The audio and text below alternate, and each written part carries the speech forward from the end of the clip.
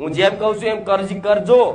હું ગેરંટી આલું છું. હોનાના પત્રકમાં કહેતા હોય તો સિક્કો મારીને ગેરંટી આલું. જો એમાંથી પલવાર આગી પાછી વાત થાય ને તો હું મેલડી ગાદી છોડ દઉં.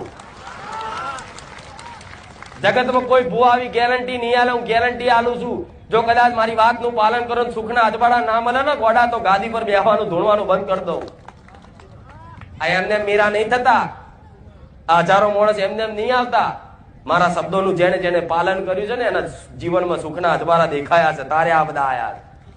એટલે નવા આયા એના માટે સ્પેશિયલ આ ફરી પ્રવચન કરું છું કે આ ધોન રાખજો. તો કહે છે કે માતાજી કેટલા દીવા કરવાના?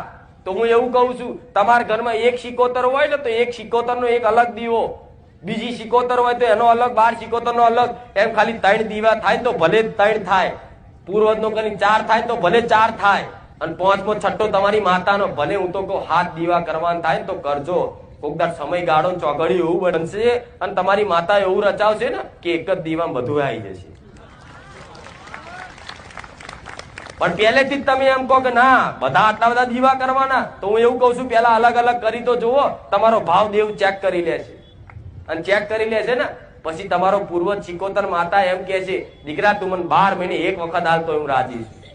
જેમ પેલાના ગઈડ્યા હાલતા 12 મહિને એક જ વખત આટલો ગોખલો હોય, ગોખલામાં 12 મહિને એક જ વખત ચવાણું ધૂપ કરીને હાલે, પણ 12 મહિના